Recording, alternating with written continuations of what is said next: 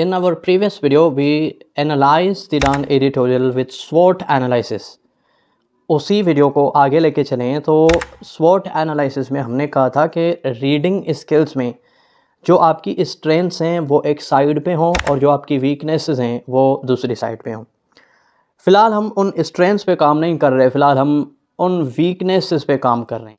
तो आज का जो एडिटोरियल है जिसको हम एनालाइज कर रहे हैं वो है, टाइटल है उसकी बारबैरिक बिहेवियर, वहशाना रवैया, बेरहमी वाला रवैया, वहशाना, ज़ालिमाना। बारबैरिक के कुछ ऐसे टर्म्स हैं।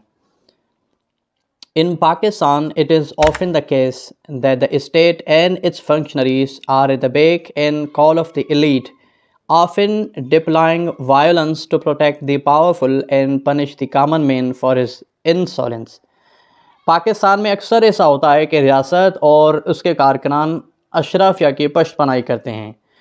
बैक एंड कॉल मतलब कि सपोर्ट करना, पशपनाही करना और उनको हद से ज़्यादा मतलब कि आगे करना। Often deploying violence to protect the powerful, तो क्या करते हैं, तशद्दुद फैलाते हैं। डिप्लॉय का मतलब है फैलाना, to spread something.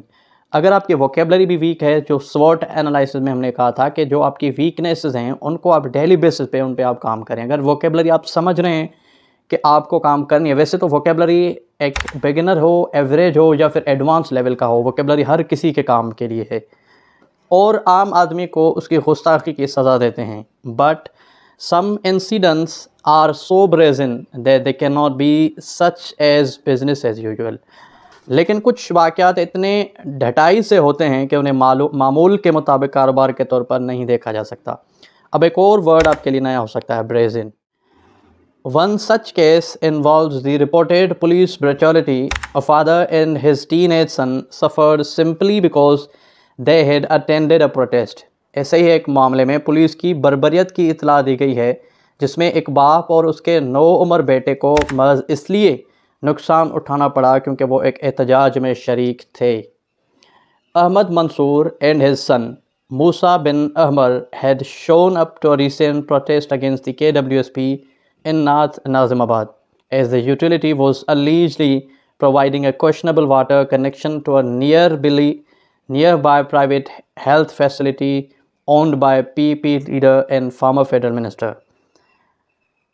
Ahmar Mansoor और उनके बेटे मूसा बिन अहमर ने नॉर्थ नाज़िमाबाद में KWSP के ख़िलाफ़ एक हालिया एहतजाजी मुज़ाहरा किया था क्योंकि ये यूटिलिटी मुबैना तौर पर PPP रहनुमा और साबिक़ वफ़ाक़ी वज़ीर के मिल्कियत वाली करीबी निजी सेहत की सहूलत को काबिल एतराज़ पानी का कनेक्शन फ्राहम कर रही थी। Residents had gathered at the spot and protested against the apparently special privileges being provided to the facility in a city where millions are unable to get water through the tap. इस शहर में जहां लाखों लोग नल के ज़रिए पानी हासिल करने से कासिर हैं, वहां के रहायशियों ने मौके पर जमा होकर इस सहूलत का बज़ाहिर खुसूसी उनको फ्राहम जो सहूलत की जा रही है उसका एहतजाज किया। देखें, वीकनेसेस की अगर हम स्वॉट में वीकनेसेस की बात करें तो ना सिर्फ वोकेबलरी बल्कि आपका ग्रामर, कंपोजिशन, आपके एनालिटिकल स्किल्स, आपकी क्रिएटिव और क्रिटिकल रीडिंग भी कमज़ोर हो सकती है। तो इन सब को भी स्ट्रॉन्ग करने के लिए आपके पास एक अपॉर्चुनिटी है कि डेली बेसिस पे आप जो कुछ पढ़ रहे हैं उसको आप उस हिसाब से पढ़ें। यहाँ पे अगर हम वैसे तो बहुत सारे एडिटोरियल्स हैं जिनको हम ग्रामेटिकली, कंपोजिशनली, क्रिएटिवली, क्रिटिकली एनालाइज किया है।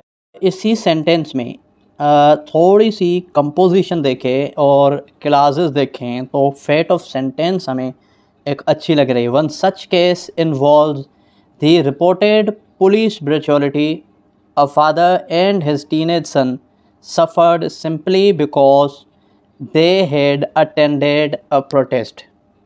अब थोड़ा सा अगर आप एनालाइज करें तो इस सेंटेंस में 2 क्लासेस हैं, एक बिकॉज से पहले है और दूसरी क्लास बिकॉज के बाद में है। तो 2 क्लासेस हैं, एक आपकी इंडिपेंडेंट क्लास है जो पहली है और बिकॉज के बाद आपकी डिपेंडेंट क्लास है, क्योंकि बिकॉज आपका ऐसा कंजंक्शन है जो हमेशा डिपेंडेंट क्लास बनाता है, यानी आपको आइडिया हो गया होगा कि because is one of those conjunctions which are called subordinate conjunctions. तो जो फेट ऑफ द सेंटेंस होती है, जब दो क्लासेस या तीन क्लासेस के दरमियान बिकॉज आ जाती है तो सेंटेंस आपका कॉम्प्लेक्स हो जाता है, क्योंकि एक रीज़न होता है कि उसमें एक क्लास डिपेंडेंट होती है और कोई कंजंक्शन, सपोज़ के सबऑर्डिनेट कंजंक्शन आ जाए तो सेंटेंस वो आपका कॉम्प्लेक्स हो जाता है।